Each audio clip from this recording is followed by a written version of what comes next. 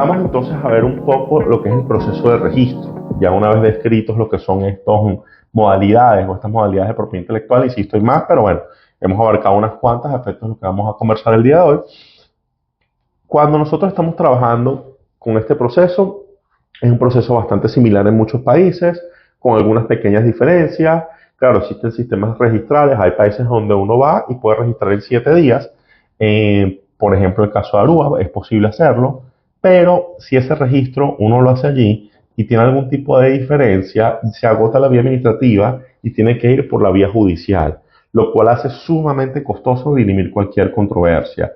Hay países donde se ha logrado hacer en términos de 4 meses, los cuales son un híbrido en el sistema registral, pero los países grandes suelen tener unos procesos que tardan de 6 meses, incluso a 2 años, generalmente los temas de registro, sobre todo cuando hablamos de marcas.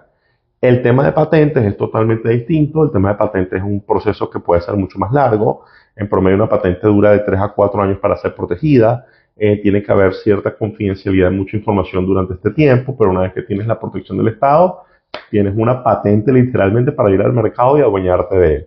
Entonces, es un tema de decisiones. A veces sí es conveniente hacer una patente o no, por también la velocidad en la que rota el mercado específico en el que se esté. Y me explico.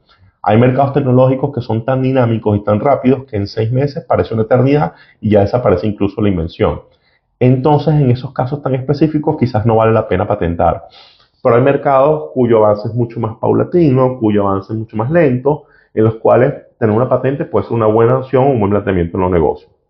El proceso generalmente, por lo menos en cuanto a las marcas, algo parecido en las patentes, pero vamos a hablar con las marcas, comienza con una búsqueda, se ve si es factible o no es factible, luego se solicita ante la institución, luego se presenta, generalmente hay un estudio de forma, posiblemente en unas etapas u otras hay un estudio de fondo, luego sale publicada a efectos de oposición por parte de terceros de esa marca, y luego de esa publicación sale la concesión. Sin embargo, durante el momento de publicación puede ocurrir que algún tercero tenga interés en esa marca. Entonces puede oponerse y eso habría que contestarlo, todo esto hay que manejarlo por la vía administrativa, hay que conocer la jurisprudencia en la materia, hay que conocer la doctrina en la materia. Entonces es muy aventurado tratar de hacer esto solo, es bueno ir acompañado por especialistas en caso de que surja algún tipo de inconveniente. Pero también desde el punto de vista de la solicitud, desde el momento de la solicitud, es necesario que también se esté acompañado. ¿Por qué? Existen algunas bases absolutas y algunas bases relativas en cuanto al tema de por qué la autoridad podría negar una marca. Las bases absolutas son todas aquellas que están, digamos que no cumplen con lo estipulado en las leyes o en los manuales de las oficinas de marcas, y esas bases generalmente las conoce el especialista. Entonces muchas veces si la persona se aventura sola y no conoce estas bases, lo que va a hacer es perder dinero, perder tiempo e incluso poner en situación de vulnerabilidad un proyecto que podría haber sido bien protegido desde el inicio. Sin embargo, bueno, cualquiera tiene la intención de hacerlo, pero imagínense ustedes que es como tratar de jugar al tiro al blanco, lanzar una flecha hacia una diana, pero en el camino hay obstáculos y es la primera vez que estás disparando. El especialista ya tiene mucha experticia, mucha experiencia y sabe cuáles son los obstáculos que pueden surgir en el camino y eso va a aumentar mucho las probabilidades de que tengas un registro exitoso.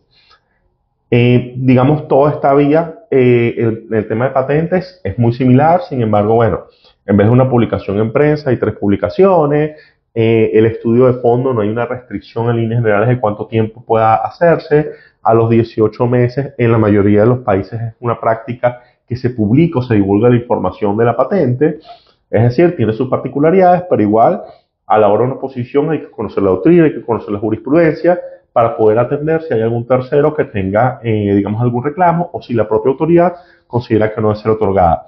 Y el estudio de antecedentes es bastante delicado porque la novedad es a nivel mundial. Entonces, si ya existe en algún lugar esa invención, pues antes de la fecha de solicitud es difícil que se otorgue. Otro elemento muy interesante dentro del mundo de las patentes es la redacción de la memoria descriptiva. Cuando uno se especializa en propiedad intelectual, no todos los especialistas en propiedad intelectual redactan memorias descriptivas. Incluso la redacción de cláusulas de reivindicación es una redacción muy específica, muy especial, que tiene sus propias maneras de ser formuladas y en ese caso siempre es bueno ir acompañado de la mano de alguien que conozca la materia. Siguiendo con el tema del registro de las marcas no se registran para todo. Es decir, cuando uno de una u otra manera solicita una marca, no es que la va a solicitar para todos los productos y servicios existentes en el mercado. Existen clasificaciones. La clasificación más usual es la clasificación de NISA. Los países que son miembros del acuerdo de NISA se sientan y dialogan para ver cómo van a segmentar el mercado. Y el mercado es segmentado en 34 clases que son para productos y hay unas 10 clases adicionales que son para servicios.